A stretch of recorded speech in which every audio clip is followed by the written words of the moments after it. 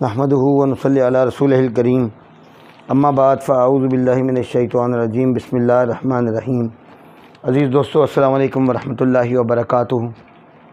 میرے ان دوستوں کے نام جو حروف کی زکوٰۃ کے بارے میں پریشان ہیں اور کہتے ہیں کہ ہم سے یہ حروف کی زکوٰۃ کام نہیں کرتی یا ہمیں اس کی سمجھ نہیں آ رہی، تو ابھی ایک دوست نے فون کیا اور اس نے بولا کہ حروف کی زکوٰۃ میں کس دن سے شروع کر لوں اور یہ کیا روز رات پڑھنا پڑے گا؟ تو اس لیے میرے پاس ایک یہ جنتری موجود ہے، یہ امامیہ جنتری ہے، 2017 کی ہے، کافی پرانی ہے۔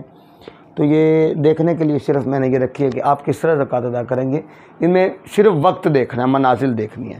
تو میری عرض سنتے چلیے کہ حروف کل 28 ہیں۔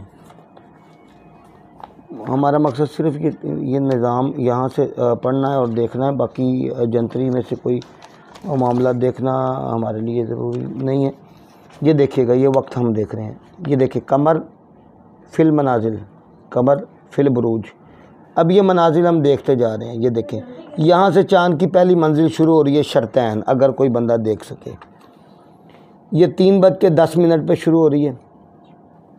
کس دن شروع ہو رہی ہے؟ اتوار والے دن شروع ہو رہی ہے، 21 تاریخ ہے اور یہ مئی کا مہینہ ہے، اور یہ شرطین منزل کے اندر اتنے بجے جا رہا ہے۔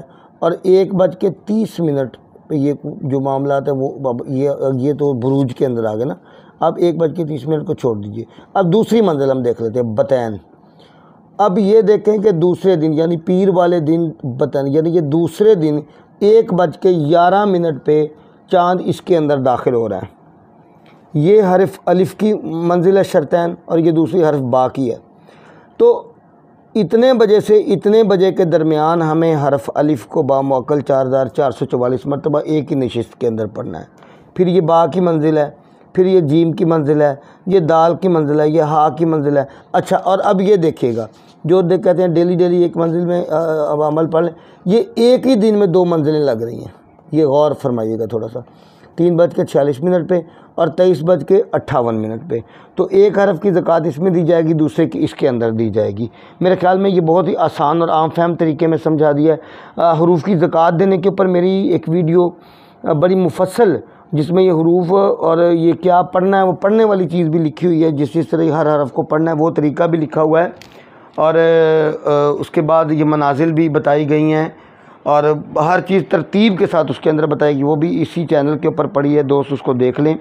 اور یہ میں عرض کرتا چلوں کہ حروف کی زکوٰۃ عملیات میں اس طرح ہے جس طرح انسانی جسم کے اندر بلڈ ہے، تو جس طرح ہم اس کی حروف کی زکوٰۃ دیتے ہیں تو ہم رجتوں سے بھی محفوظ رہتے ہیں۔ رجتوں سے مراد یہ نہیں ہے کہ جناتی اٹیک سے محفوظ رہتے ہیں، جادو اور جنات وہ اپنی ایک جگہ ایک اپنی حقیقت الگ سے رکھتے ہیں، وہ ایک فزیبلٹی ہے، ایک وجود سامنے کھڑا ہے، اسے لڑنے کے لیے آپ کو طاقت چاہیے، صحیح؟ تو وہ چیزیں جن میں آپ رجت کھا جاتے ہیں، مسائل میں آ جاتے ہیں، وہ چیزیں یہ مطلب حروف کی زکوٰۃ کے بعد قدریں کم ہو جاتی ہیں، نہ صرف کم ہو جاتی ہیں بلکہ اگر رجت ہو بھی جائے تو اس کا علاج بہت پھر آسان ہوتا ہے۔